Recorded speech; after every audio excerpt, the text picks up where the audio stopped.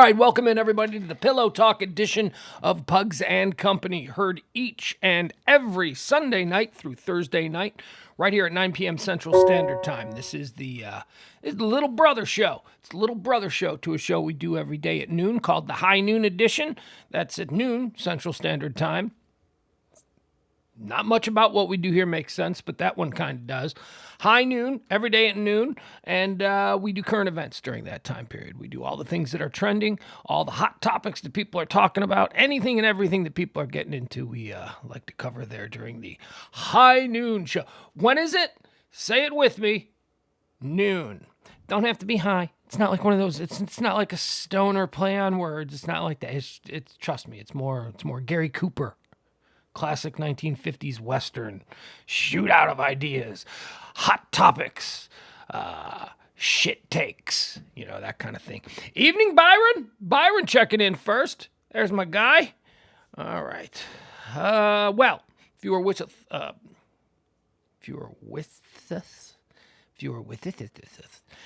us last night, you realized and you witnessed a meltdown, a technical meltdown of sorts. We don't have sunglasses. We don't have James Parker. There's something going on with this whole system. We've not been able to fix it. So until further notice, which is probably just a night or two, we'll get to the bottom of it. It's going to be me, freeballing it, doing everything myself. It's just me spitting hot fire for your enjoyment. But also, it may not go 2 hours. This may not be a full 2-hour show. I got stuff. I got stuff we could talk about. I got stuff that I feel that I can extemporaneously sort of spew on for 15, 20 minutes at a clip. But I don't know. I don't know that we can go to 11 o'clock. And quite frankly, I got big things going on between like 10:30 and 11 o'clock. I think most of you know. I am one of the last remaining diehard baseball fans in America. That's right. Dying sport. I know. Old man sport. Nobody likes baseball. Lockout's coming at 11 o'clock tonight. 10:59 Central Time. Excuse me. Lockout. Major League Baseball lockout. Ranger fans, what a kick in the nuts that is, huh? Rangers have had the most spectacular winter meetings and free agency period probably that they've ever had. They're right there with the New York Mets as far as acquisitions that they've made, money that they've paid out. The Rangers are putting a ball club together, baby, and it's going to be a lockout. we may not be able to see this Ranger team on the field come early April. Or when it usually start early April. That's typically like around April Fool's Day or something like that. Last week of March, somewhere in there is when the season usually starts. So I'm really... In my team, I mean, look, I love the Rangers, but Rangers are my second team. I'm trying to get my son into the Rangers. I was really hoping that this new, young, exciting team might do something for him.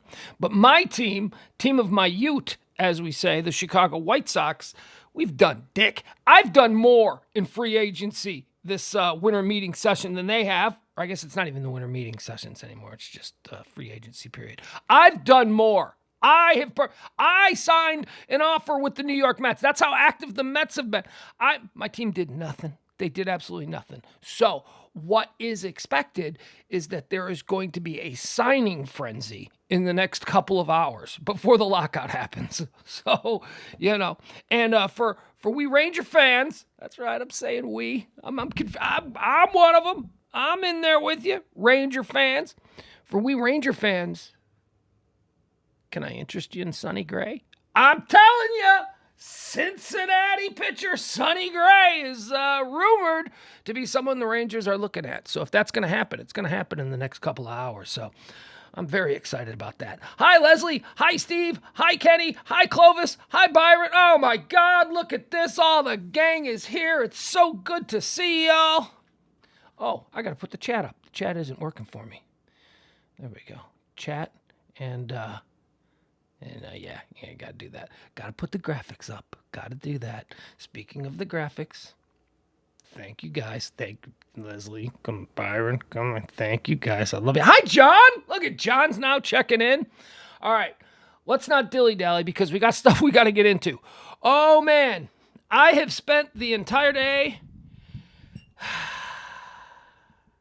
I told you when last we talked, I had a couple of things that I needed to do today. I needed to run my 3 miles, and I needed to do some writing in my book. I have done neither. Oh, am I disappointing you? Oh, really? Well, get in line. I disappoint people left and right. That's kind of my brand, disappointing people. I didn't do either of them, which means tomorrow I've got to do 4 miles, and I've got to write twice as much as I did in my book. And I got to be honest with you, that's probably not going to happen either. I'm already behind on my goals for December, but I'll catch up. We'll catch up. We'll fix that.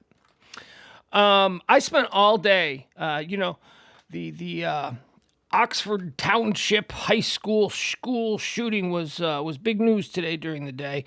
I mean, there was also a little something going on in the Supreme Court, but man, I don't have the energy for that. I was more drawn by the press conference that the sheriff gave concerning the shooter's been named. I was calling him Ethan the Little Monster earlier today, but his name is out there. His name is everywhere.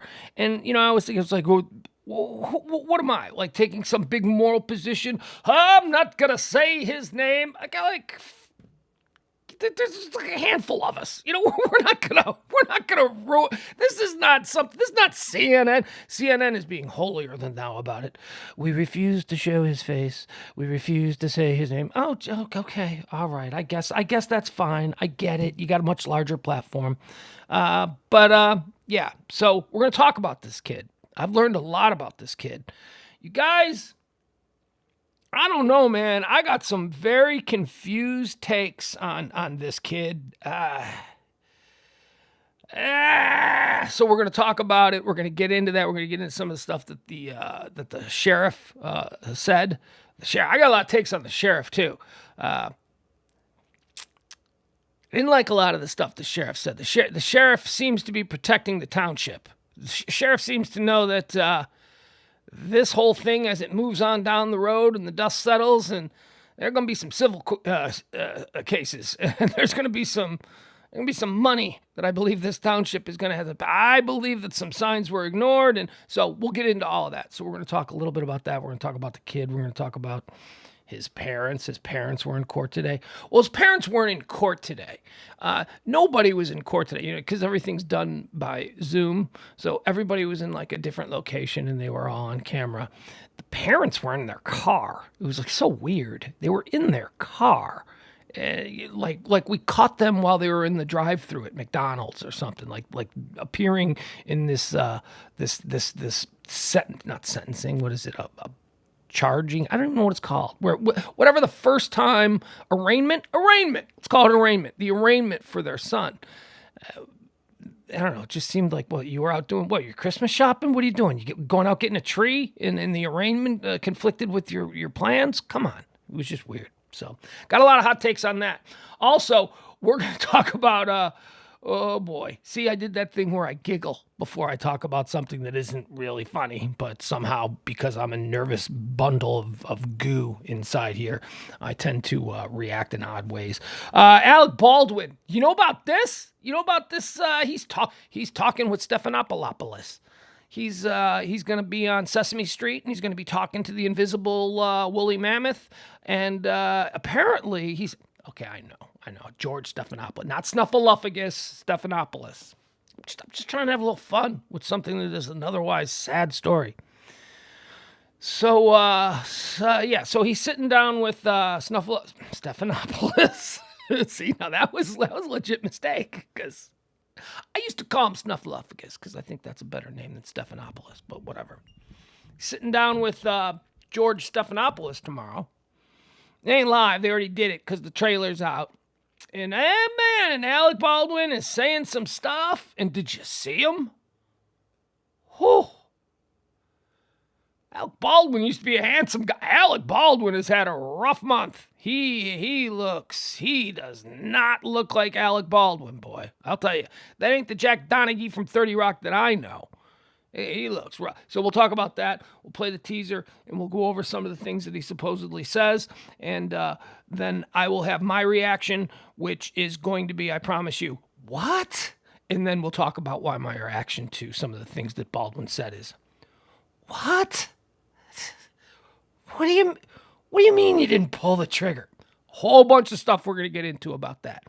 Also, if we have time, one of my favorite things, there was a big brawl at a trampoline park, a Sky Zone. Do we have Sky Zones in Texas? I don't know. We got one in my hometown of Orland Park, Illinois, and my son and I used to go to the Sky Zone up there. It's a trampoline park. It's totally awesome. I don't know if Sky Zones are around here, but at the Sky Zone in Tampa, Florida, there was like a massive teenager brawl, like 200 teenagers going nuts. Trampoline parks, man, they're awesome. They're awesome. Why couldn't we have had those in the 80s? We had the parachute pants. That would have been good for the trampoline park. I don't know. I was just trying to tie in some of the fashions that we had. But I wish we had trampoline parks. Parents never thought about that in the 80s. Parents never thought about making an entire building, a warehouse, with just nothing but like trampoline floors and shit like that. You ever played trampoline dodgeball? Well, me neither. But I've watched kids play trampoline dodgeball, and it looks awesome. They have these full-on dodgeball courts that are all trampolines. Oh, man. All right, so maybe we'll talk about that. And also, the brawl. But we'll talk about the brawl at the trampoline park, not necessarily dodgeball, although it's pretty cool. Dodgeball, trampoline parks is awesome. All right, so we got that. And then I found something else that we could spend a little bit of time on. I don't watch... there was a time, because I'm a movie freak, there was a time in my life when the Oscars were like a huge deal to me. Like Oscar night was right up there with Super Bowl night or NBA Finals or, World Series. It was a big deal. Oscar night was a big deal. I would enjoy it. I had certain foods that I would eat. I had to have all my stuff right, and I would just sit there and I would focus on it. Now, the last couple of years, I've just been like recording it and then just like skipping through stuff and fast forwarding and all that. So I don't really watch the Oscars the way I used to. But one of my favorite things at the Oscars, the thing that I always would be stopped dead in my tracks, no pun intended, is the celebrity death reel. You know that part of the Oscars where the in memoriam part where they stop down and they show all the famous movie people who died over the past year, and it's incredibly cruel. It is totally cruel. It is cruel. It is humiliating for surviving family members. It is, and why? Why, Pugs? Why wouldn't that be? It's like an honor. Wouldn't it be an honor to be in the? Well, no, because here's the problem. The first, 5 people, there's total silence. And then typically there's somebody singing, "You ought to know that you're my hero." They got some woman singing, and then they'll just show the pictures of the dead people as they flash by. And for the first 5, it's it's very quiet, and it's very, people are like, "Oh yes, oh that's so sad."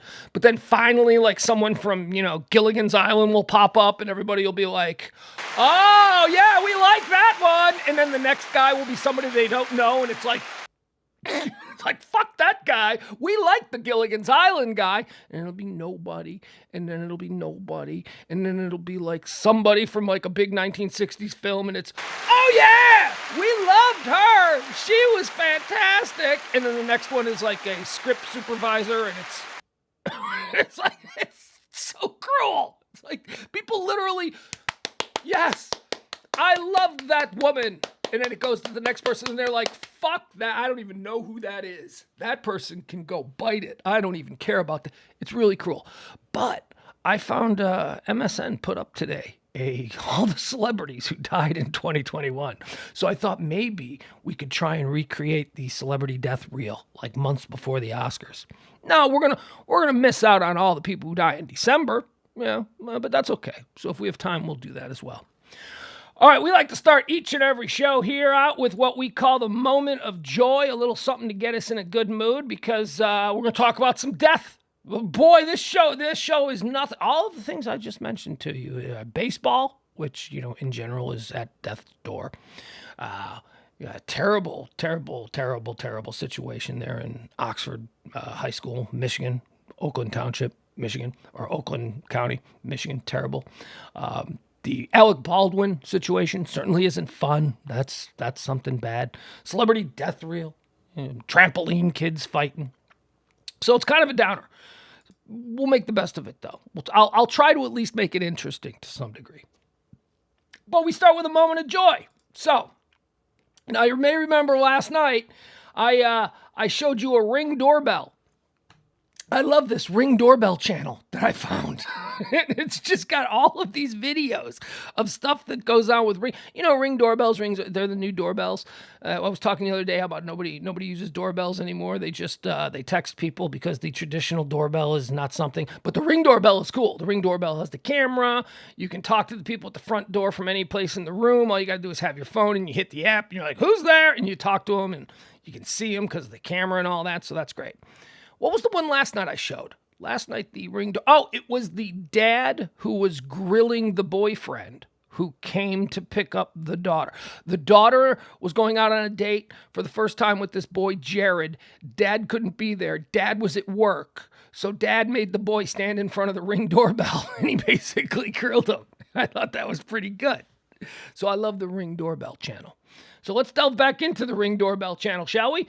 This one here... This is cute. Oh, come on. You got to be happy when you see this one. Except, watch this for me, folks.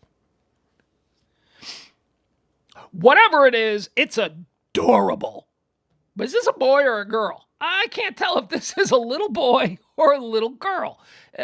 This human is at that point where, first of all, they got like a shaved haircut, but it might be a girl with a really short haircut. I can't tell. And is at that age where, whether it's a boy or a girl is really, you can't really tell there, because even young 4-year-old. That's the other question. How old is this kid? This guy, I have no idea. I don't know how old he is. I don't know how old. Watch this. I don't know how old they are. See, look at me using proper pronouns because I'm confused. I don't know if it's a boy or a girl. I don't want to be rude. I'm not suggesting that they are in transition. I'm just saying that I can't tell if this is a boy or a girl. So help me out. So I don't know how old they are, and I don't know what proper pronoun to use to describe them. But here's what I do know. This is cute as hell. Watch this. Little kid on the Ring doorbell talking to his dad who's at work. His dad's at work. Or their dad is at work. Dad? Dad! Baby Gracie! Dad! I love you! I love you. Oh, I'll give you a kiss, little baby Gracie. How's it going, man? Man. How do you turn on the kid channel? How do you turn on the kid channel? Yeah, In the how do you turn on? How do you turn on the kid channel in the house? Yeah, I'm over here by myself because Mom letting me. Where's your mom at? You're not supposed to be home. Drinking with the neighbors? Oh. With Alec, and I wanted to go home, and she said I could come here and turn on the kid channel. Okay, yeah. Well, you just gotta press the power button. Press the power button on the side of the TV. You know how to do that, right? Yeah, but I don't know what channel we get on to get kid channel on. Oh man. Oh, now the dad's in a place. Now the dad's got to figure out what channel the stupid kids channel is on. He don't know. I think the kid channel is channel maybe like 25. I don't know what 25 looks like. He didn't get to 25 Come yet. on. Oh my God. Come on. Get the remote. Look at this kid. This kid's great. Get the remote. Get the remote. Oh.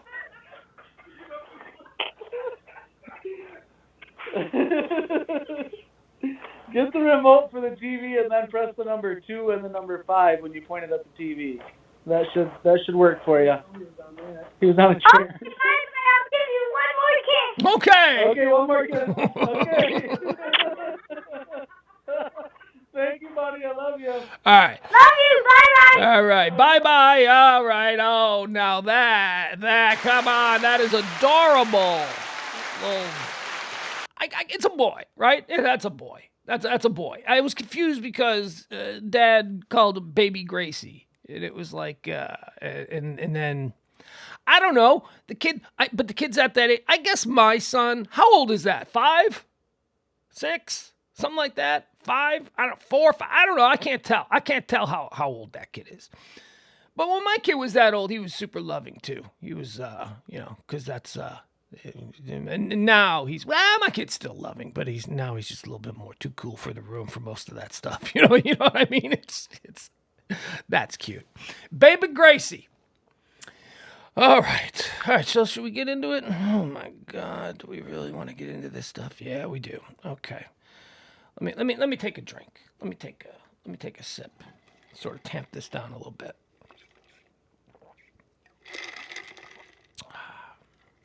All right. God, I'm so schizophrenic. You guys already know this.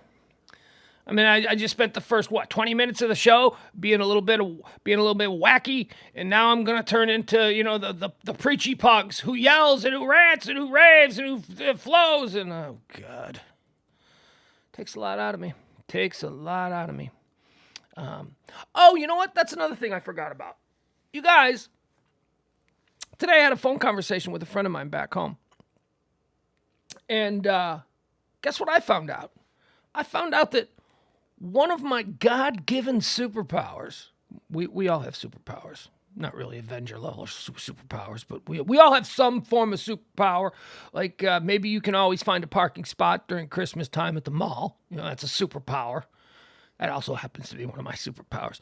But one of my superpowers has apparently been ruined by political correctness. Apparently, I cannot use my one of my funnest bar trick superpowers that I've used for years, and I just I don't know what to do about it. So I'm talking to my friend on the phone, and he said, "Yeah, so you know who I ran into? I ran into Lauren." And I go, "Yeah, I don't who's Lauren? Why are you acting like who's this Lauren person?" And he goes, "No, man, you know Lauren. That's the girl that was really impressed that when you looked at her, you said that you could tell what type of Asian she was simply by staring at her face. And then you said she was Filipino, and she was blown away that you knew she was Filipino because most people think that she's Chinese." That's one of my superpowers. First of all, I'm really good at looking at almost anybody. Doesn't matter. Caucasian. Let's not get crazy. Like, I can't look at a Latino person and go, "Well, you're obviously Nicaraguan." I can't do that. I can't. But I can look at white people and I can go, "You know what? You have some German, don't you?" "Why, yes, I do." But that's not what I'm really good at. And I can't look at a black dude and go, "Oh yeah, well you're from the West Indies," or "No, you're from Central Africa." I have no idea. I can't do that. But over the years, and it's because of where I went to school. Where I went to school, there were large Asian communities, and there were very distinct groups. There were Koreans, there were Filipinos, and there were Japanese. And then later, when I went to college, I became friends with a guy who was from China. And I got to know his family, and he had 6 brothers. And so I kind of got familiar with that. So one of my superpowers was always, whenever I ran into an Asian person, I could tell what kind of Asian variant they are. And apparently that's politically incorrect now. I don't mean anything by it. How is this rude? How is my ability to tell when somebody is Japanese versus Chinese? I'm the bad guy. You want to know what happens in 99.9.999% of the cases? 100% of the time. The only reason I don't say, well, I guess if I'm saying 99.999, it can't be 100% of the time. But the only reason I don't say 100% of the time, because I leave open the small possibility that after we had our interaction, they walked away and thought to themselves, "Well, that was racist." But that's never what happens. Most people are like, "Oh my God, how did you do that?" Or, "Oh my God, that's everybody always thinks that I'm Korean." I'm like, "Now I can tell." Because I don't think it's insulting at all. It's like, "Oh, the middle-aged white man doesn't think he's being racist." No. Here's what I would argue. I pay attention. I look at you. I don't just see your features and go, oh, he's one of them, they're Asians. I actually take the time to study the differences between people from Korea, and people from China. Very similar. That's a little bit different. But you can get like Vietnamese people, you can get Filipino people, you can get it. So anyway, I was told that Lauren, who likes me, this isn't a bad thing, but she always refers to me as the guy with the magic powers who could tell that she was. And then my friend said, he's like, yeah, you probably shouldn't do that anymore, though. And I go, well, first of all, I don't hang out in bars anymore. So, and I'm not like, flirting with girls and strange people anymore. So I don't really have the opportunity. But then I thought about it and I'm like, holy shit, that's superpower I have to put in a drawer now. I have to walk around like Clark Kent, unable to use my ability to distinguish an Asian person's actual ethnicity. Because they aren't all the same, you racists. If you think that they're all just, we shouldn't even make any delineation between the different variants, then you're the racist. See, I care. I actually pay attention and draw a distinction between the proud and accomplished cultures of all the different Asian variants. Although I probably shouldn't call it variance. That doesn't sound good. Whatever. I didn't have the word. I didn't have any other word to say. Leslie says, I learned functional Cambodian from my neighborhood liquor store owner in Lakewood. Oh, look at that. Yeah, fun. Leslie says, it's the eyelids. It's called a monolid. Racist! But she's right. It's also, there are different, look, Germans and Irish people look different, okay? You're not a racist for being able to go, oh, that's an Irish dude, that's a German dude. Italian dudes and Swedish dudes look different. You're not a bigot or a racist because you acknowledge that there is a distinction to be made between the features of these two parts of the world. And I think that when you say, well, that's racist that you know. Now, it's racist if she's Japanese and I go, hey, look at a Chinaman over there. That's racist because I'm not even trying. But I try, and I look at them, and I study them, and there's nothing pejorative about it. It's not like, well, I can tell that you're one of those people because you got the flat face. It's not mean. There's nothing mean about it. Jeff Glenn, which superpower is naming all the popes? I don't know, but that's a good one because there've been a lot of popes, man. There have been a lot of popes, dude. How far back can you go? Well, I guess you'd have to go back to who? St. Peter, right? Wasn't he the first? Oh, God. I haven't been Catholic for a very long time. It's Peter, right? Or was it Paul? Who was the first pope? According to Wikipedia, the Pope, also known as Supreme I don't care. I just want to know who the first pope was. This is going to take forever. You guys know, but I'm not looking at the chat room. Who was the first? I'm just going to say it's Peter. Who was the first pope? St. Peter! Boom! Got it. Now I see all you guys. So, Jeff Glenn, if you can name all of the popes going back to St. Peter, then, good on you. All right. Take another drink because we're about to get into some serious stuff. And I got to change my mood. I got to moderate my brain chemistry. Today I am drinking, this is the Kroger brand Diet Dr. Pepper. But what they have at Kroger is they have these O colas, and it's like a knockoff of Zero Coke or Zero Dr. Pepper. So it's Dr. Kroger or whatever the hell it's called. I don't know. What is it called? Yeah, I don't even care. Dr. K. I don't know, whatever it is. But it's Dr. K, generic Dr. Pepper O. And it's very good. Very good. 79 cents a bottle. Can't beat that. Especially when, zero sugar Dr. Pepper is like $2 a bottle. It's 79 cents. I get 4 of them for $3. You think I can tell the difference? I can't tell the difference. It's the same thing. All right. So we covered my superpowers. I just thought about that. Boring the hell out of people. I know. I'm sorry. All right. So let's get into some serious stuff. All right, so just as we were signing off today, and by the way, I'm sorry, we were doing our little behind-the-scenes thing after the show, after we play the John Hinckley song. I typically delve back into the chat room, and we talked or try to address some of the things that were discussed in the chat room. Right in the middle of it today, we lost our internet connection. I don't know why the hell that happened, and then that means that the show stopped streaming and that it downloads, and so I couldn't go back, so it was over. I tried to figure something out, but I couldn't. It was over. So I apologize for that. We were cut off just out of nowhere. But right around that time, when we got cut off, the sheriff from Oakland County, Michigan, where Oxford Township is, where the high school that had the shooting yesterday is located. He gave his press conference, and it was the first press conference of the 3. That was actually the 4th one that I'd seen. I'd watched the ones that were the day before, but they had very little information. We learned that a 4th student had died, a 17-year-old male had died.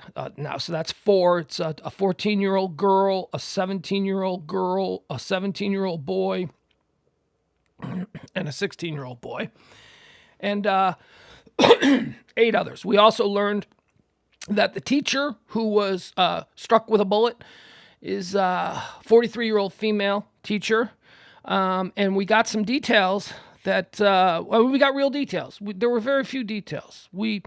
But it really bothered me. There were some people who were just raving about the sheriff and his willingness to answer questions.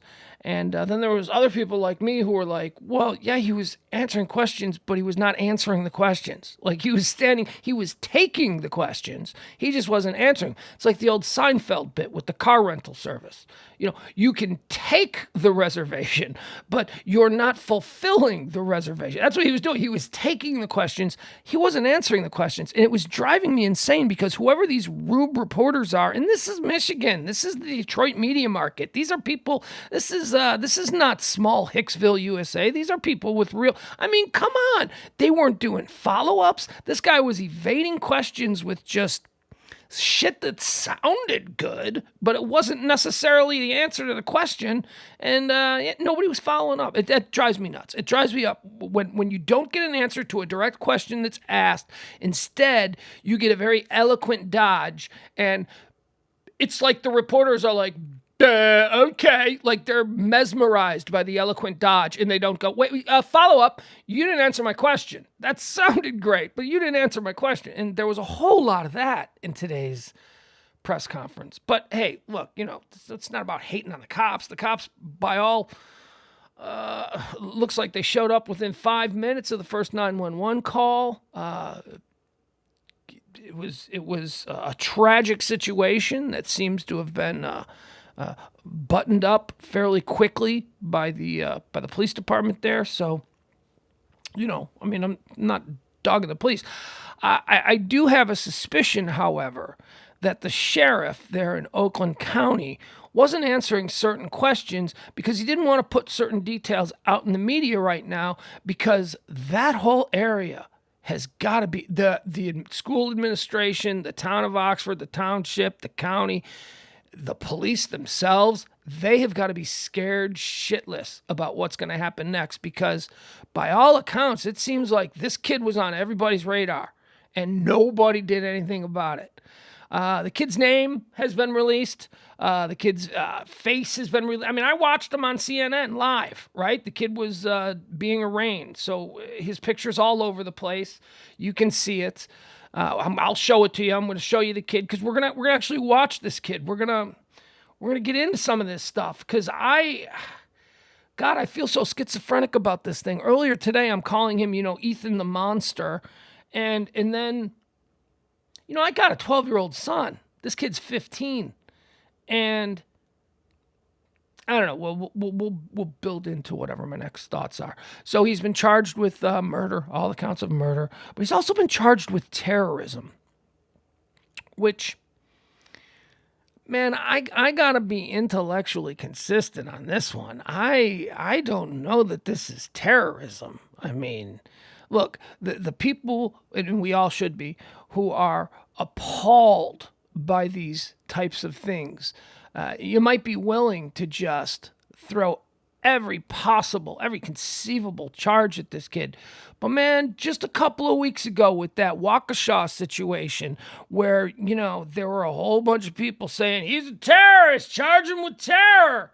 And, I kept reminding people that it's not an act of terror. An act of terror is willful violence in the pursuit of political change. That's the definition of terrorism. What the Waukesha dude did wasn't terrorism. He was just a career criminal, a dirtbag son of a bitch who committed a crime, and then during his escape, he willfully, it's not, nobody's excusing what he did. He ran people over. But it wasn't like he was running people over in the name of, whatever issue. Or he's just a dirtbag who stabbed somebody a couple blocks away, ran in his car, drove away, tried to make his getaway, turned onto the wrong street, didn't realize that day that street was closed down because of a parade, and found himself in the middle of the Christmas festival. That guy doesn't excuse it, but if 2 weeks ago I was saying that that's not terrorism, well, then this ain't terrorism either. This is just a mass murder. Isn't that good enough? Shouldn't that be enough? I mean, ain't nobody walking from this. He's not gonna get out. It's not like charging him with terror. It seems like putting the terrorism label on this kid because it's a gun crime seems to be politically motivated. And I'm just tired of all of that shit. Just like calling the dirtbag dude in Waukesha a terrorist was politically motivated. That's some bullshit too. So I'm just trying to be intellectually consistent on this issue. Neither of these things were done in the name of achieving political change through violence. They just weren't. That's what terrorism is. That's what Timothy McVeigh was trying to do. That's what the 9/11 attackers were trying to do. None of these shootings, look, I'm sure that we could open the books and we can go back and we can look and we can say, okay, that was that. But there was Santa Barbara. There was a Christmas party a couple of years ago where a couple of radical Islamists opened fire on all these. That was terrorism. That's terror. But the school shootings. This kid isn't politically motivated. This kid was just, and now's where I got to be careful because I spent the whole afternoon calling this kid a monster, and I'm not comfortable calling him a monster anymore. He's a psycho. He's a psycho.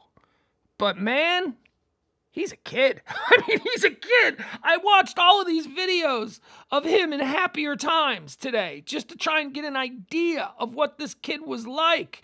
He was an active YouTuber. He made a lot of videos. And man, he even looks to a degree like my son. And I'm watching this kid and I'm just panicking inside because holy shit. How did the kid making the fun little YouTube video with all of his buddies shooting hoops in the driveway, how did that kid just 5 years later decide he was going to start murdering his classmates? What the hell happened to that kid? So, psycho, yes, mental problems for sure, but, I'm more likely to say that the Waukesha guy is a monster because he's a fully grown man with a long career of being a dirtbag criminal who's done absolutely nothing for society. That is probably more fitting of the definition of monster than just a 15-year-old weird kid who's crazy, who's not right and had access to. That's the other thing. How did he have access? Okay, so some of the things that were revealed in the press conference today was that the night before, remember a lot of the stories were that there were rumors that this kid was going to do something and everybody knew he was going to do something, and parents even kept their kids out of school this week because they were worried that this kid was going to do something. And the night before, the sheriff revealed tonight that the night before he went in, he made a video where he said, this is what I'm going to do. I'm going to take this gun and I'm going to kill everybody. Now, we haven't seen this video. I don't know if it was posted to Instagram. It may have been one of the things that the students were talking about. Remember, we watched a video from the kids sheltering in place in the classroom, and one of the kids looked at the camera and said, "Oh my God, he's true to his word. He's doing it," or whatever he said. So maybe they saw that. Maybe it circulated within the circle of that community the night before. But the police admitted that, yeah, he made a video. He made a video saying he was going to do it. Police also said that in his backpack, he had a journal with him with pages and pages of this kid talking about what he's going to do, about who he's going to kill. They said there was no hit list, unlike the Columbine kids. They had a hit list of people that they were going to seek out. No, this kid just wanted to kill randos. He just wanted to kill anybody. He just wanted to kill for the sake of killing. He was just going to kill. He's going to kill, kill, kill. But here's the other thing they revealed that was, oh my God. So yesterday on Monday, remember Monday night he makes the video? So Monday during the day, this kid's parents had to be called to the school to have a meeting with the principal about concerns that the school had about this kid. The school was concerned, so much so that on Monday, they called the parents in and they said, "We're going to talk about this kid." Now, we don't know what they talked about. We don't know what the concerns were, but we know that it happened. Then, like 18 hours later, the next day, the parents got called again on Tuesday morning. "You got to come back in here. We got to talk about your kid again. I know you were just here yesterday. We went over all this stuff, but here it is Tuesday. We got to talk about your kid again." That's the day the kid did the shooting. The day the kid did the shooting at 1 o'clock in the afternoon, his parents were in the principal's office at 9:30 in the morning talking about their kid. They knew something was up. They knew something was going. A lot of people in this community knew that something bad was about to go down. And, now here we are. The shit hit the fan. And I think that has a lot to do with why I believe the sheriff was being pretty evasive when asked specific questions. Like, I'll give you an example. The sheriff was asked during the press conference about the note that administrators wrote. Remember, we showed that last night, and I believe we showed it today. And I even qualified it the second time I showed it by saying there is some controversy now as to when this was sent out. The sheriff said that he had no knowledge of it. Well, I don't know if that's just something. Everything was being dismissed as, well, that's just social media. You can't believe everything that's on social media. What do you mean you don't know about that? That's one of the biggest parts of this story that has been trending and going around. There's also now been two separate conflicting reports. The sheriff today said that to his knowledge, the shooter did not knock on the door. Remember we showed the video of the person knocking on the classroom door and saying, "Open the door, it's safe to come out, sheriff's office." And the teacher was like, "Yeah, no, we don't believe that. We don't believe it. We're not going to open the door. We don't trust that the situation's been solved." And then the person on the outside said, "Come on, bro, just open the door." And that caused all the students to panic and they ran out. Okay, so the sheriff said that to his knowledge, the shooter didn't knock on any doors. And then not one reporter said, the obvious follow-up is, well, did one of your deputies? Because who was that? Who is the person who, in the middle of this situation, is in one second being this very stoic, sheriff's office, it's safe to emerge now, very serious sort of adult-sounding person, and in the very next going, "No, come on, bro, just do it." We need an answer on that. And the sheriff wasn't willing to. Maybe he wasn't. Maybe he was a cop. Maybe the cop was. Maybe that's a very just unprofessional moment. But I mean, that's a simple follow-up that they could have asked the sheriff. Okay, follow up to that. Okay, so if to your knowledge, and by the way, to your knowledge doesn't mean it wasn't him. And I've seen a bunch of people going, "It wasn't him. That's fake." No, that's not what he says. To your knowledge. Why didn't someone say, well, then who was that? Because they were saying they were a cop. They were saying they were one of yours. Was it one of yours? Nobody asked that fucking question. I swear to God, I'm watching this press conference going, hello, Jesus. I only went through, the very bare minimum of journalism school. And I know that that's an obvious follow-up. Police still won't say if he was, wait, what are these notes? I'm trying to delve into my notes. Oh, yeah, okay.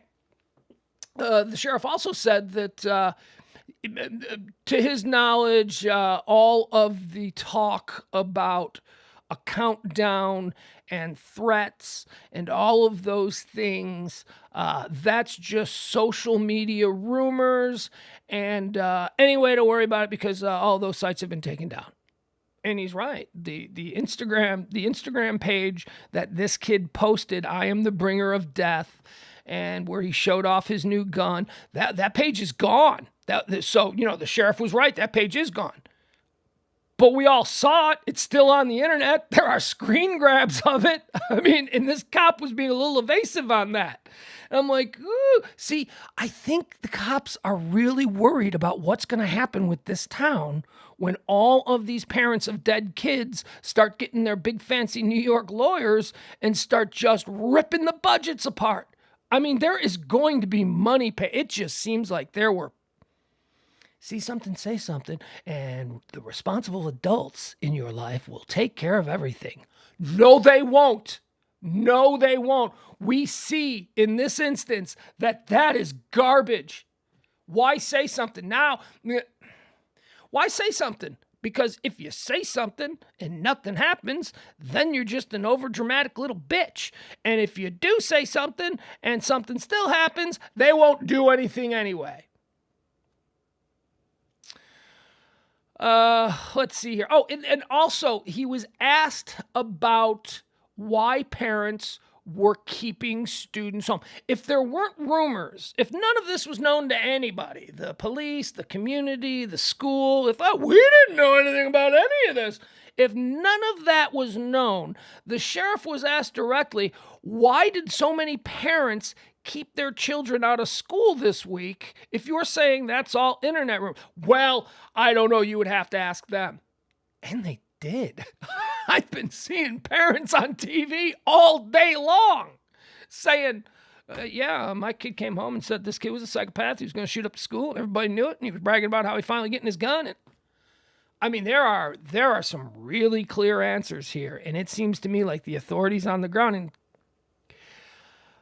it seems like they're slow rolling this whole thing. They are panicking. They do not like that they're going to be on. Now, I don't necessarily mean the police department, although, boy, if it turns out that the school did notify the police department and the police department was like, yeah, whatever, just kids being kids, stupid, dumb kid. We can't make an arrest till anything happens anyway. Boy, if that's what turns out to be the case, then we got some real issues, man. Let's see here. Schools are required by law to report any threats, the police department lied. Well, again, we don't know, Leslie. It sure seems like it. It sure seems like they are being purposefully evasive. And for what reason, I don't know. And yeah, that's the other thing Leslie points out. He's being held in an adult jail. He's being charged as an adult, which, I see a lot of people celebrating that. Yeah, she should be charged as an adult. Is that an emotion? Is that a point of view that is generated from bloodlust, revenge? Because what do we have juvenile laws for anyway? If just he is 15, he's not an adult. He's a dumb, crazy kid.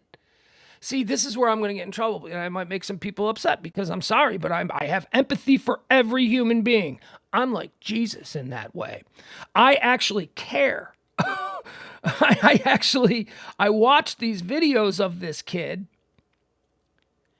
Oh my God. And I just, knowing full well the monstrous, unforgivable things that he did, the horror that he brought upon innocent families. This is going to be an awful Christmas season for.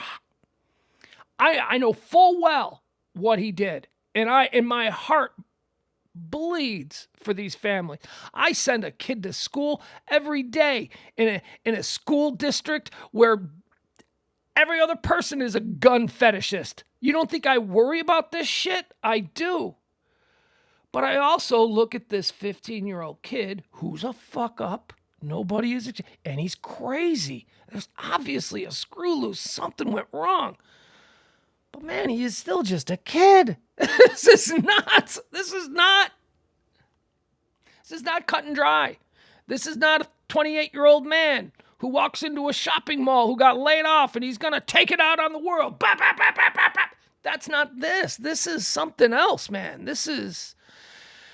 And, first reactions. Fuck him, he's a murderer. Let's drag him by his limbs from 4 separate horses in the town square. I can't go there. That's not...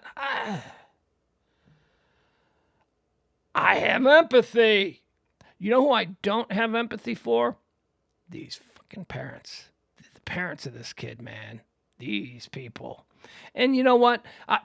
Their Facebook pages are up. I've spent half the afternoon on the Crumley's Facebook pages, on the mom's Facebook page, reading her posts throughout the years. What are they thinking? One of the very first things that you need to do when some of this magnitude happens, you need to just delete all of your social pages. I mean, it is... And, they're Facebook pages. They're Facebook pages. There's Dad doesn't have a whole lot to say. Dad's not very active on his Facebook page.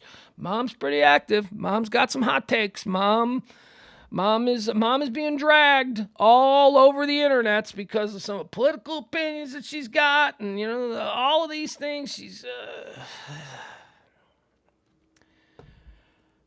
fine because she's a piece of shit. Because these parents did something. They didn't recognize something. This kid he's been journaling about it for a long time. The kids in the school describe Ethan Crumley as seeming like somebody who was depressed every day. He wore nothing but black. He went by the nickname Bringer of Death. He wanted a gun.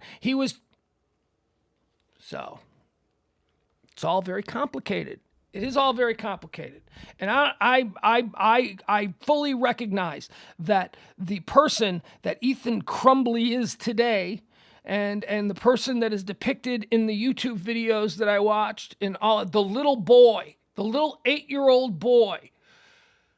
God, I mean, anybody with a young kid that age, your heart's got to stop a little bit and go, what the hell can go wrong between 8, 9 years old and 15, where we go from, folks, he was a cute kid. He was cute. He was joyous. He had big goofy glasses and he was funny and he seemed to have a personality. He's being described now as the neighborhood weirdo, but that is not who is in these videos. The kid in these videos is a neighborhood kid.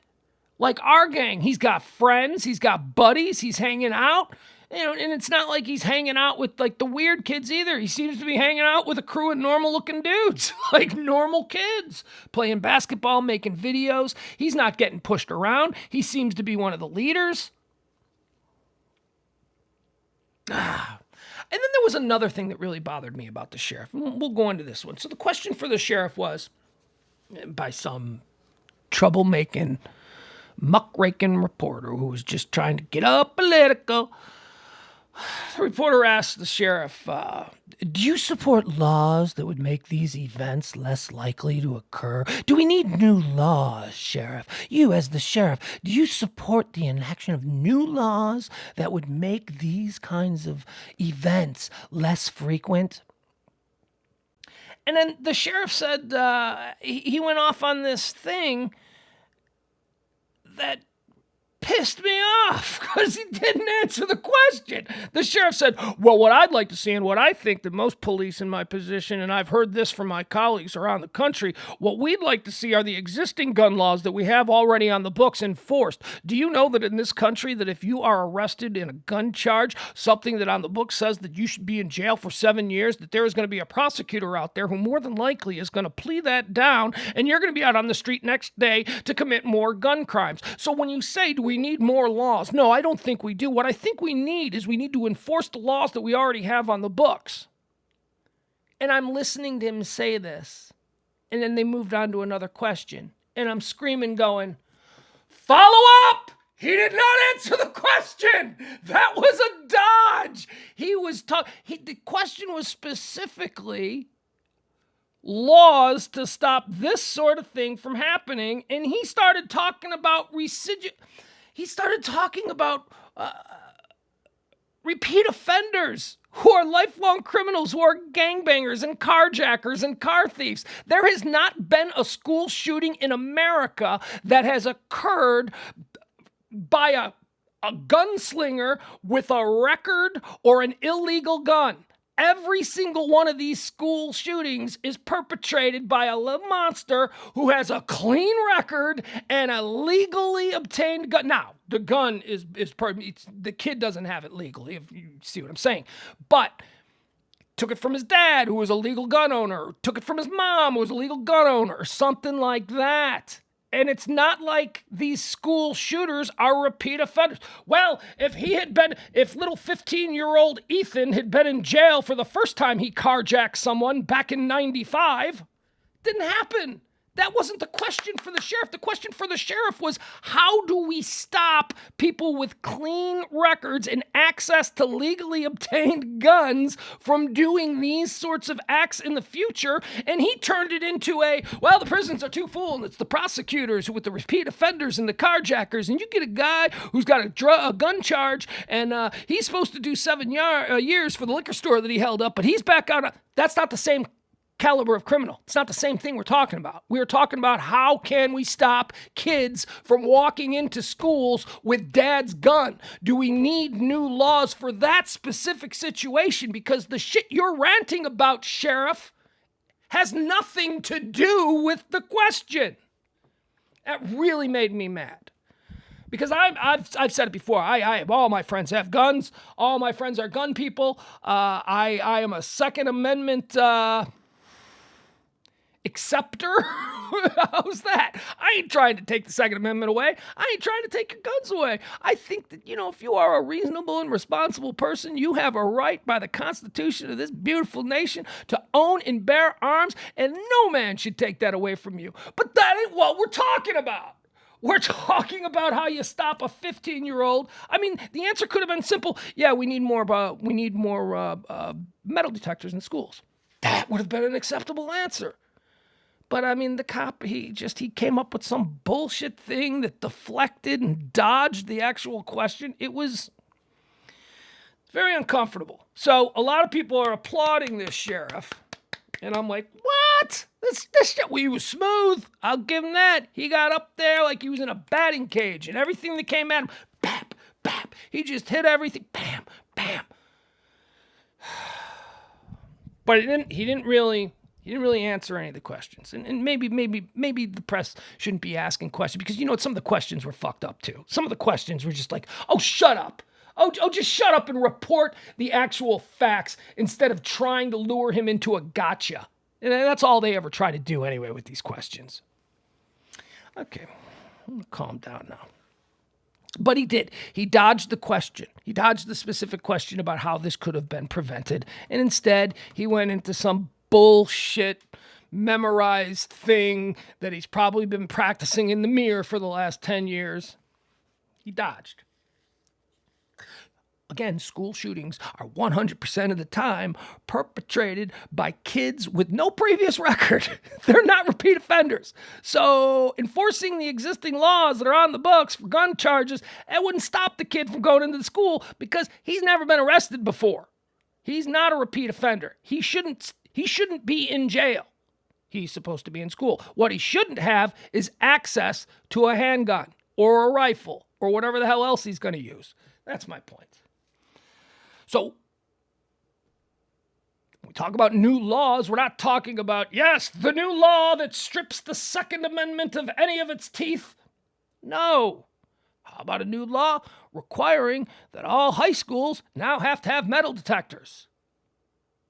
But no, they didn't want to talk about reasonable solutions, non-political solutions, non-divisive solutions. That reporter was trying to get him into a gun talk. Oh, got him. We got the sheriff saying that. Oh, stop it. And the sheriff just went with some bullshit. Some NRA cliff notes that he was given 10 years ago that should you ever be in this position, here's what you say. So, okay. All right. Serves nobody. All right. So let me show you something. Let me show you something that's going on. Here, I'll pull this up. We're going to look at this kid. We're going to look at this kid. We're going to look at two different pictures of this kid that are going around, okay? Here, before I share them, let me pick up. All right, here we go. All right. So this is the picture that I am seeing most frequently of this kid.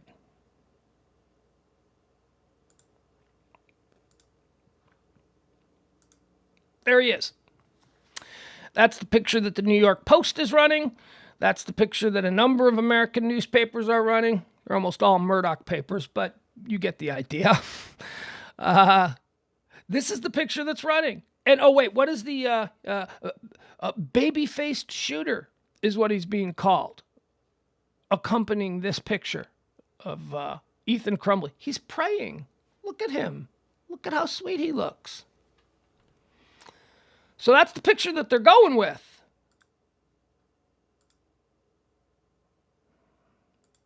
Excuse me for a second. That's who the kid actually is. That's who the fucker actually is today.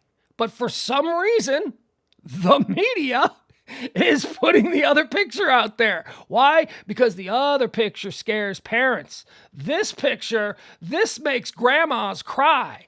This picture right here, this picture, everyone goes, oh my God, I must read this because that innocent angelic child looks like my innocent angelic child. And you get the reaction. You get the reaction from the news viewer. You get the reaction from the person. This one doesn't get this. This one looks like a fucking psycho. Look at him. He's got a unibrow going. He's in the orange jumpsuit. This isn't, the other picture is like 5 years ago of this cute little kid. So that's happening right now. You're not going to see this picture almost anywhere. The picture I'm showing you right now, I had to look for that. I had to Google specific Ethan Crumbley mugshot. When I put on Ethan Crumbley, you know what I got? I got all the other pictures. Oh my God, I got all the cute little pictures that all the newspapers in America are running with, all the news broadcasts, all the whatever. Look at him there. He's praying. He's a Christian. He's a Christian and he loves his guns. Oh my God. See, this can happen to you. Be afraid. Be very afraid. Fuck that. This I know to be afraid of. This right here, this kid, you cross the street. This kid looks, ugh. So let me ask you a question. How do we get to that kid from this kid? Let me show you something. Let's watch something, shall we? Shall we delve into this? Because this is what I did all day. Here, pull it up. Actually, now as I say that, the first thing I clicked on was the picture of him in the orange jumpsuit. So I guess maybe that picture's going around now. But I'm telling you, all afternoon I saw the beautiful picture of him, the little angel, praying, and the stories about his backpack. Have you seen those stories? Oh yeah, he used to work for poor kids. He did a school project where he stuffed backpacks with school supplies and all of that. All of these wonderfully humanizing stories. And I gotta be honest, to a degree, I fell for it. I started to feel for this kid. Like I say, man, everything is complicated. All right, I'm looking for a specific video that I wanted to show you of the kids playing basketball. And there's another video on the Facebook page where he's doing this bit with his mom, where his mom and dad offer him $100 if he can eat a full spoonful of horseradish, and he does, and he gets sick and he spits it out, and it's like, oh my God, that's very funny, and what a fun-loving family they are, and I just have no idea how these things change. Numerous videos himself. Here you go. Okay, this is the one that I wanted to show. Okay. And this is me, Santa Finder. Okay. All right, so let's watch this video. This is the shooter, man. This is the kid that murdered a whole bunch of his classmates and is basically the scariest monster in America right now. Do you see him right there? He's shooting hoops with his boys. Now watch. Here's what I watched for. Well, is he being bullied? No history of bullying. That's the other thing the sheriff said today. Is he weird? Like, is he not engaging with the other kids? No, he seems to be a ringleader. He's the one handling the live stream. I mean, he is. So let's just watch this kid a little bit. This is me, Santa Finder. Today we are here with our friend Charlie, who's right over there. Say hi. And with another friend, come over here. As you can see in the other video, Door Kid, he played in here. Today we are doing a little basketball game. 2 against 2 right now. Can you please get down here? Thank you. Okay, so we're doing a 2 against 2 basketball game with Charlie, and I don't know your name, but him, but not with him. He could be like expected. And with Spirit Finder Anthony.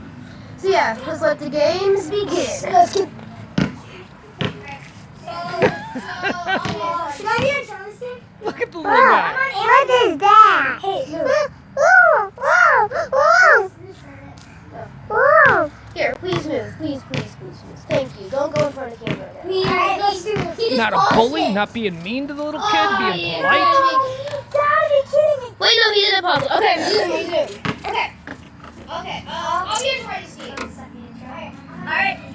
So, first, define your coach. You see what I'm saying about this? Do you see what I'm saying? How this is all very complicated. This is all very nuanced. Earlier today, I'm calling this kid the monster. And then all day today, I'm watching these videos of this kid looking exactly like my kid. I'm not seeing the signs that I needed to see to be comfortable continually thinking of this obviously damaged and mentally broken psychopath kid. He did a psychopathic thing.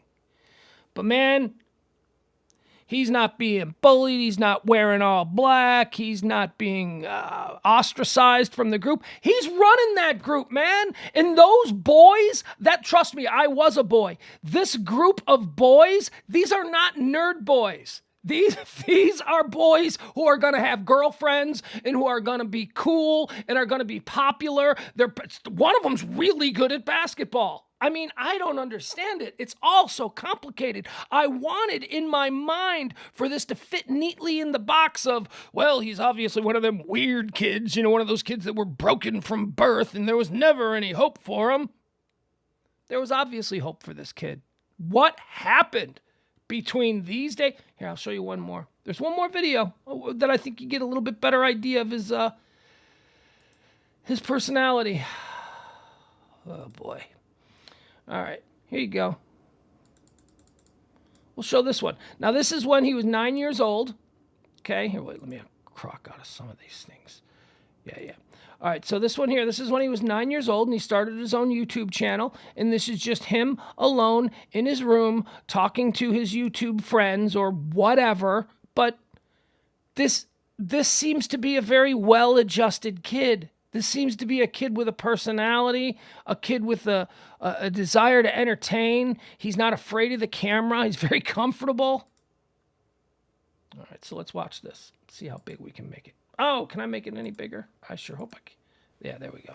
Hello, everybody. Welcome back to my channel. Ethan here. I'm actually very excited. So just like a couple minutes ago, I got a new channel, so we have my Santa Finder Ethan channel, the one I'm video on here right now, and then I started a new channel, which is Santa Finder's Vlogs. It doesn't have any videos uploaded on it, but I'm pretty sure I might get a video tonight or tomorrow on my vlogs. It's just a channel all about vlogs, so... Okay, so it's just a channel about vlogs, like nothing else but vlogs, like probably where I do what I talked about in the last recent video. So that channel is just basically vlogs. It still may be in progress. I'm not fully sure. There's a little picture I taken for the cover screen, just like I did for this channel. I'm not sure if it went. All right, I gotta stop it. I gotta stop it because it's just.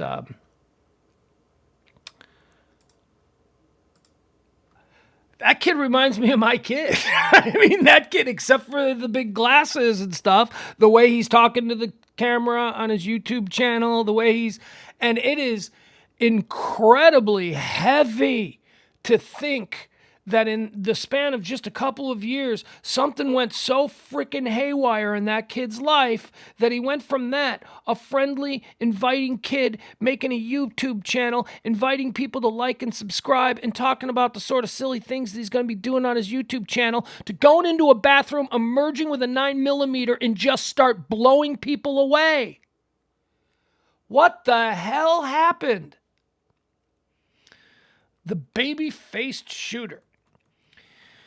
And then, okay, so the last thing that I want to talk about with this. It's so exhausting, you guys. It's so exhausting. No matter what happens in this country, somehow it's all got to be political. It's all got to be, he's one of yours. No, he's one of yours. This is not political. School shootings are not political. They're not. We all have children. We all send our children to these public schools. It's a bouillabaisse of ideas and parental skills and influences and all those things. It's not all one thing. When you want to do that, you send your kid to a Catholic school. This is a public school, though. And yet, somehow, I mean, there are arguments going on online. Well, the libs are saying, the crazy MAGA is saying.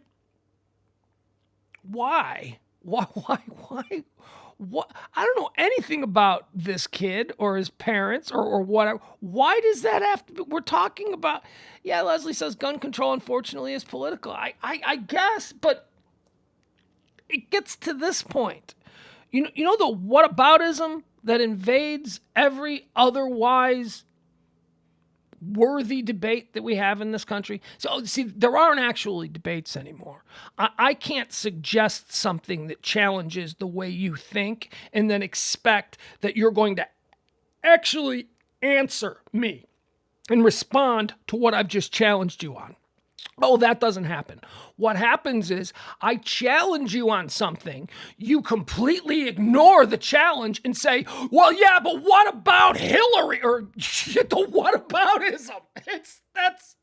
So, yeah, there are some pretty heavy conversations going on about this situation, about this kid, about school shootings in general. And, we're getting the whataboutism. We're getting what about Timothy Simpkins, the black kid who they just let walk? What about the Waukesha driver, that terrorist? And what level of ignorance leads people to think that those three wildly different situations are in any way relative to one another or in any way. Okay, let's take the first one. The Waukesha situation, that was a grown-ass man, a career criminal. That guy ain't on anybody's side. Why are you even bringing that guy into it? So let's forget about him. Fuck that guy. And then you've got the Nazis. Okay, there are Nazis. There are Nazis on Twitter. All you got to do is you go to the hashtag Ethan Crumley hashtag and just flow with it. Just read now or don't. But I'm telling you, I did. And I started reading all of these things, and some of the most ridiculously anti-intellectual, anti-thoughtful arguments are going on where I just look at it and it's like, I want to get involved in this. No, I don't. I'm not getting involved. Keep scrolling. Just keep scrolling. Get triggered. It's like, I want to get involved, but I'm an old man now. So I understand. Yeah, you can't get involved in that shit. You got to just walk away from it. You got to let it. what do they say? Like water off a duck's back. But one of the big comparisons is, why did the Timothy Simpkins shooter from Mansfield High School get bail while this kid is in prison? And the person making these arguments, I mean, are they saying they think the kid in Michigan should be out on bail? Is that what you're arguing? Or is this just strictly some bizarro racist thing that you're getting into? Because first of all, and I'm sorry to have to do this, this is what I was going to... All right, I'll tell you exactly why. Really? You want to know why, stupid? Here's why, dummy. This is why it's different. The Timothy Simpkins situation here in DFW was not a deal where he went psycho, plotted for days, warned people he was going to do it, and then showed up at school and just randomly started shooting and killing people. That's not what Timothy Simpkins did. We've got the video of what that was all about. Timothy Simpkins should be in fucking trouble too, but it is a different set of circumstances. Remember the video. I've got it. Do I need to show it? I will. Timothy Simpkins was sitting in class. Another kid came into the class and started wailing on him while Simpkins was sitting at his desk. Simpkins got his fucking ass beat on camera. We saw it. And then they were pulled apart. The kid that was mauling Timothy Simpkins got pulled off him, and that's when Simpkins went nuts, pulled a gun, and just started shooting that dude, and other people got shot in the crossfire. That is different than what Ethan Crumley did. That is completely different. So please stop it. Both of them are terrible, tragic situations, but there is a difference between a kid going into the bathroom, pulling out a gun that he brought to school specifically to kill random students, and a guy who had a gun and was willing to use it if anybody stepped to him. That is a totally different set of circumstances, and you must see that. And it has nothing to do with the color of the skin, but it's gotta be, because that's the world we live in. Well, that black guy, they let him walk. Different situation. He was not a threat to the community. He brought that gun because he knew these dudes were looking to jump him. That's why. Now, he was completely reckless with it. Once he got his ass beat, we'll show the video. We're going to show the video just so you people remember, this is not the Ethan Crumley situation. This is a completely different set of circumstances. And if you're not willing to accept this, then get the fuck out. Then you're just a dummy. You're just unwilling to be a decent human being. Both terrible situations. Both. Hold on, sorry, I'll pull it up for you, just so you remember. Now, we're going to see in the coming days, we're going to see the video surveillance of what Ethan Crumley did when he walked out of the bathroom and just started randomly walking up to people and blowing their heads off. We're going to see that in a couple of days. So I want you to remember this when people start saying, yeah, but that black kid, he gets to walk. Yes, because black criminals got it so easy in this country. What the fuck kind of argument is that? All right, I'm good. Here we go. Let's watch it. For all you Nazis tuning in, I bet you're loving this. Here you go. Timothy Simpkins is in the white. He's being attacked by the dude in green, who's not even in the class, who walked into the class while Simpkins was sitting at his desk and began wailing on him. Somebody pulled out a camera and began recording, and this is it. Timothy Simpkins is in the white. Hello! Hello! Hello!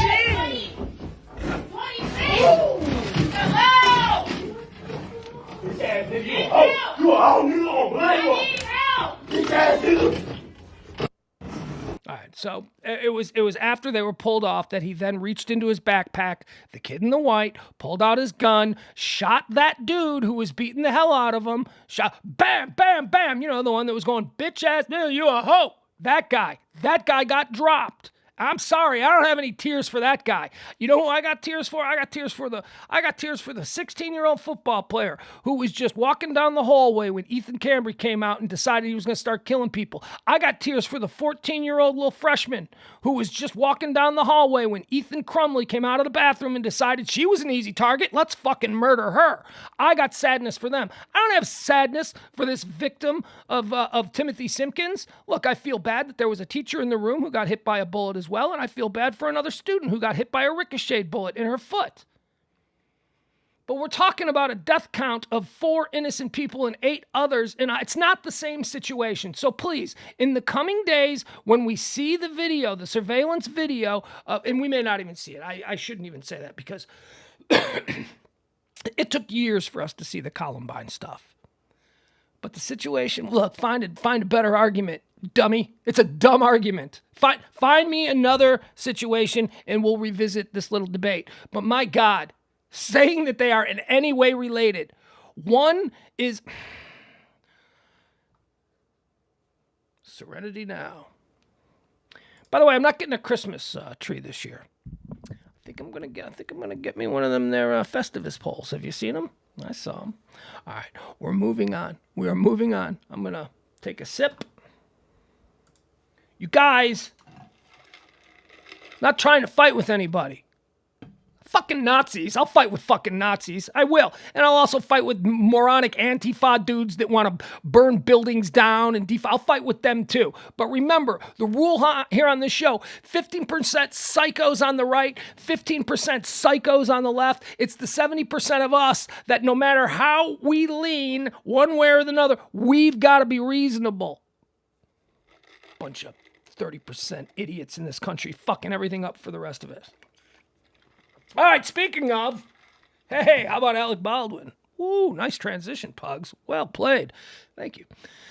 Alec Baldwin was trending big tonight because, and I didn't even know this was going to happen. Oh, hold on. I'm watching breaking news. Prosecutor considering charges against suspect's parents. So the Crumleys, Mr. and Mrs., they're going to be charged. They better be charged. They got to be charged, right? You got to charge them with something. It seems like that's pretty obvious.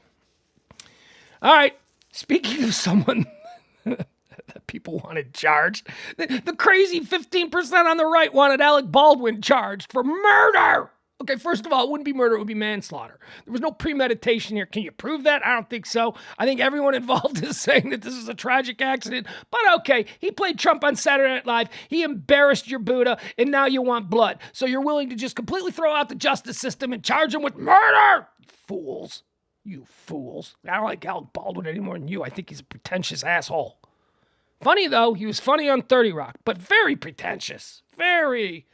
You know, I was flirting with politics. Oh, shut up. Ain't nobody voting for you, Alec Baldwin. So Alec Baldwin.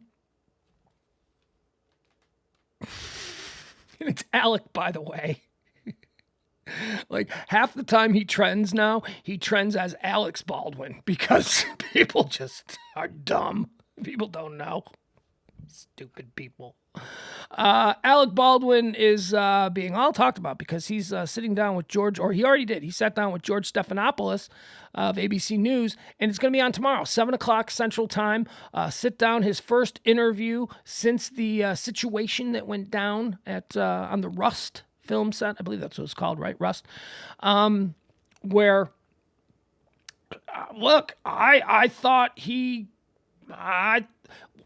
let's watch the trailer for it. Look, I don't want to give it away, right? So here's the teaser video. This is what ABC News is promoting as happening tomorrow night. If you have not seen it yet, loved by everyone. Here it is. All right. Interestingly enough, you know, Alec Baldwin is always been a good-looking man, right? Wasn't that his deal? He's a leading man, a good-looking leading man.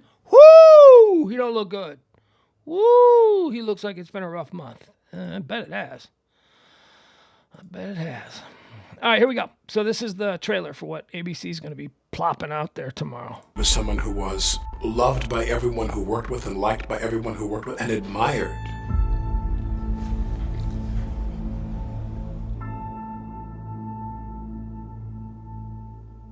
I mean, even now, I find it hard to believe that. It just doesn't seem real to me. You haven't said much in public since that tragic accident. Why speak out now? I think the big question, and the one you must have asked yourself 1,000 times, how could this have happened? You described it as a 1 in a trillion shot, and the gun was in your hand. How do you come to terms with that? It wasn't in the script for the trigger to be pulled. Well, the trigger wasn't pulled. I didn't pull the trigger. So you never pulled the trigger? No. I would never point a gun at anyone and pull a trigger at them, never. What did you think happened? How did a real bullet get on that set? I have no idea. Someone put a live bullet in a gun. A bullet that wasn't even supposed to be on the property. How do you respond to actors like George Clooney who say that every time they were handed a gun, they checked it themselves? Your emotions are so clearly so right there on the surface. You felt shock. You felt anger. You felt sadness. Do you feel guilt? You said you're not a victim, but is this the worst thing that's ever happened to you? Yes. Yeah. Because I think back, and I think of what could I have done. Alec Baldwin, Unscripted, the newsmaking special event, tomorrow night at 8/7 Central on ABC and stream on Hulu. All right. She was someone who... All right, so there you go. That's going to be tomorrow night. I'm going to watch it. But, well, we'll be doing the show at 9 o'clock tomorrow, so you know that that's going to be something we'll talk about for sure. We'll get into it. One of the things, however, that he says on the show tomorrow that was being teased and all that is he didn't pull the trigger. That the gun went off, but Alec Baldwin says he didn't pull the trigger in Rush shooting. That's the headline here. And I saw him say it. I saw another smaller clip that had him saying it. That was the larger one that ABC has put out. Alec Baldwin says he didn't pull the trigger in Rust shooting. He says he was holding the gun, but he didn't pull the trigger. What the hell is that about? Well, first of all, is this some kind of legal defense? Is he now worried about some crazy wildcat prosecution for something, for manslaughter at the very least, or whatever? Why haven't we heard that before? That seems like, I mean, we've seen him before. He hasn't sat down and had an extended interview, but he has twice that I know of gone up and greeted the assembled media outside of his home or following him in his car, and he has said a few words to them and wished the best to the family of the woman who was shot. I mean, it seems to me that he would have at some point said, oh, and by the way, I didn't actually pull the trigger. That sounds crazy. Now, all of a sudden, tomorrow night, for the first time, we're going to hear that he's saying he didn't pull the trigger. Why did they interviewed everybody on that set? If that's true, somebody would have said, yeah, and you know what's weird? He didn't actually pull the trigger. The gun just magically, pop, went off. That's weird, man. I don't know what to make of that. So I will be tuning in tomorrow at 7 o'clock, and I'll be watching it. In Alec Baldwin's first interview since cinematographer Halyna Hutchins was fatally shot while filming the movie Rust in October, the actor claims that he didn't pull the trigger of the gun, adding to the mystery of what happened on the set. In the interview, Baldwin told ABC News' George Stephanopoulos that he would never point a gun at someone and pull a trigger at them. Never, he says. Although he admitted the gun was in his hand when Hutchins was shot and killed, and director Joel Souza was injured, according to a preview from the conversation. Baldwin said the shooting is the worst thing that's ever happened to him. The actor also said that he does not know how to live. He doesn't know how a live bullet made it onto the set. The full interview with Baldwin airs tomorrow on ABC Thursday at 7 p.m. Central Standard Time and will then later be available to stream on Hulu. So, okay. So there you have it. Yeah, Leslie, it sounds like a legal move. The interview itself, you think sounds like a legal move? I don't know. I think at some point he had to do an interview. He's a big enough name, big enough celebrity. People are really interested in this. I'm wondering if maybe him now saying that he didn't pull the trigger is a legal move, because I gotta be honest, that sounds like bullshit to me. That sounds like a legal. Whatever you do, don't. They're gonna have to prove that you pulled the trigger. They're gonna have to prove it. Don't ever admit that you pulled the trigger. That's what that sounds like to me. Because, you know, the other real interesting aspect of this whole thing is that he's one of the executive producers of this production. He is liable for civil damages, all of those kinds of things. So he might not be worried about himself necessarily from a legal or felony sort of standpoint, even misdemeanor, whatever the manslaughter charges would be. He's probably not worried about himself personally. He might be worried about his civil obligations. Like, what are his liabilities now? The family's going to sue the production company for everything as soon as they figure out exactly what went wrong here. And guess who writes the check? The producers. Those are the people who are liable for it. The producers make all the back end money if it becomes a big hit. And if something like this happens, the producers are on the hook for the damages. So, boy, I'll tell you. Let's look at some of this. Well, yes, he is insured against that, but you never know. You never know how much this is going to cut into it, or how much. I was reading somewhere that this could devastate him. There was a story in 1960. The guy's actually, Ed. I love that Ed brought that up, because I'm prepared for that. There was a movie producer in the 1960s, and I am now going to chase this rabbit, who had studio insurance. It was Otto Preminger. Otto Preminger was almost bankrupted by something that occurred on one of his sets, even though the studio was the main liable. He was still on the hook for it. So you're right. There is insurance for that, but he's obviously worried about something. Hold on. I'm trying to find this little Otto Preminger blurb, because I actually wondered about that. I wondered about the liability of Alec Baldwin. Okay. Fuck it. Never mind.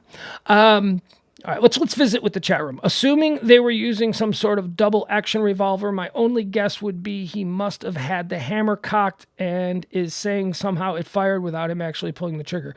Clovis, maybe, but I don't know. I don't know enough about guns. I'm betting that you dudes in the chat room probably know far more about the gun situation than I do. Leslie says civil proceedings had the teeth with OJ. Yes, they did. Ed, he's insured against that. Well, yeah, most films are. Although, Ed, you know, the other thing that's interesting about this, and the more information that comes out about this production set, this is a very non-traditional set, man.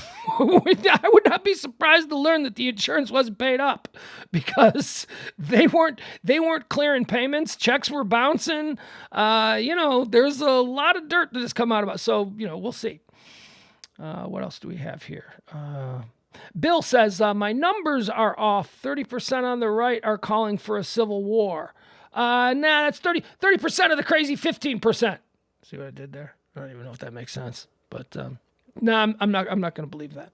I'm not going to believe that there are that many crazy people. I think that there are a lot of people who are just being sucked into the orbit of the crazy, who are not necessarily crazy themselves. And if given an opportunity, they will drift back to normalcy.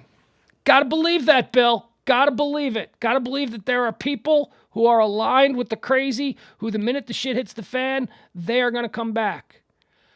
Let's see. Leslie, what do you mean I'm dodging? What am I dodging?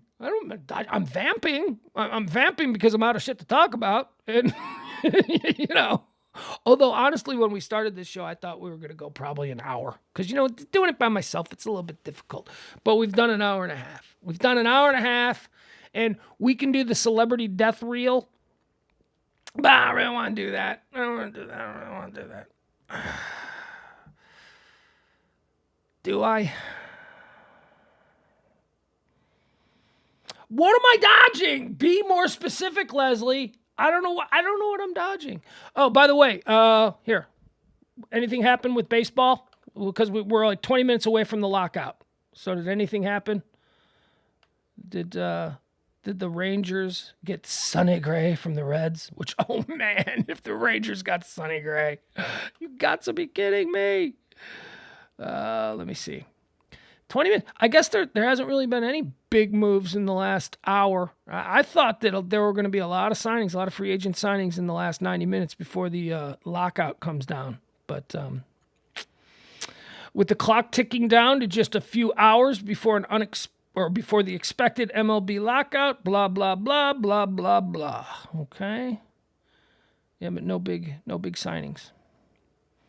No big ones. Yep. All right.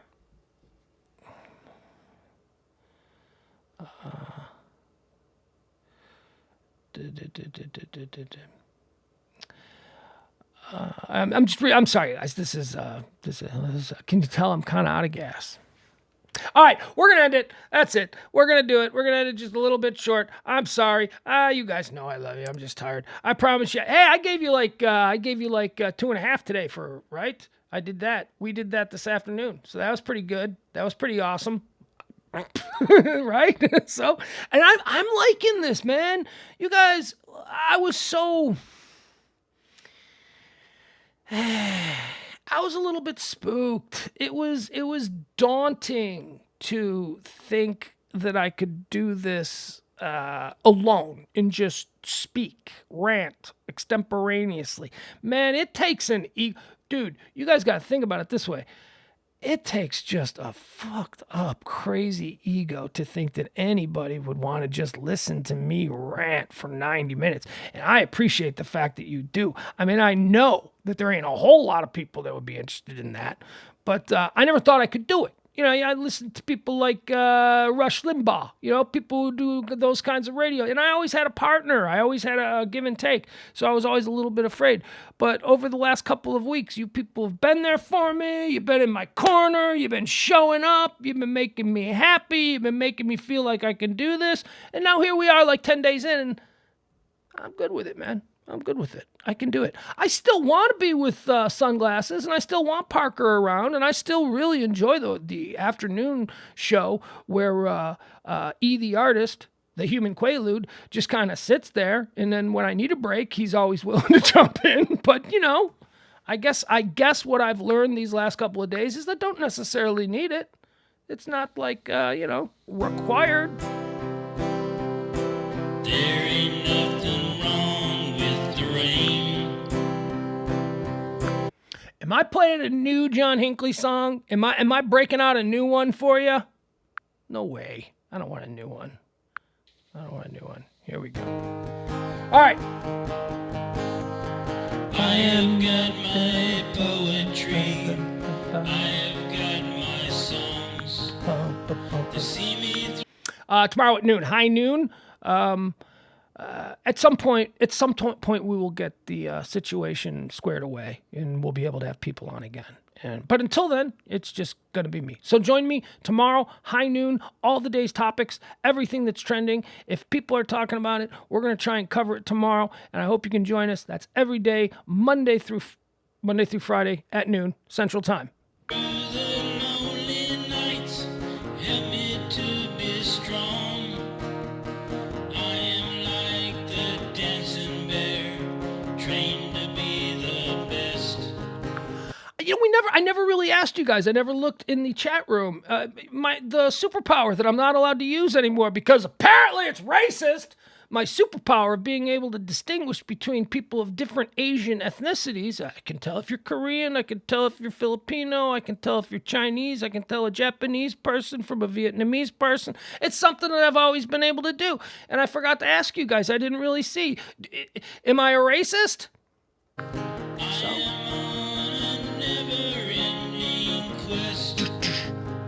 I can smile a little now. Things are going good. I always had to be on guard.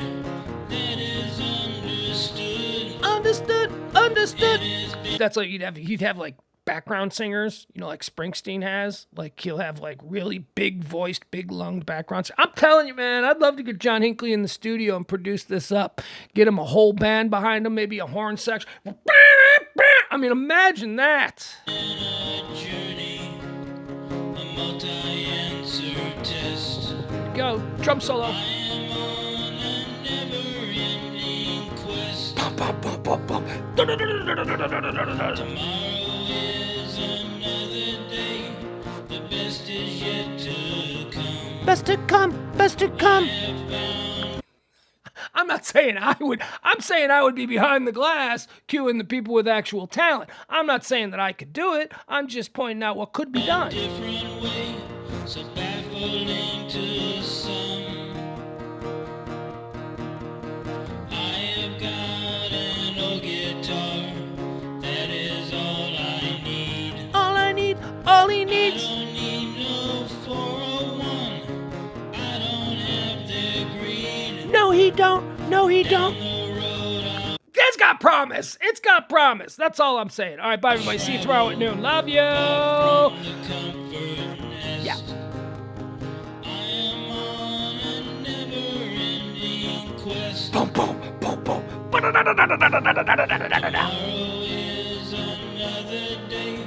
The best is yet to come. Best to come, best to I come. have found a different way, so baffling to some. Wow, wow. I can smile a little now. Things are going good.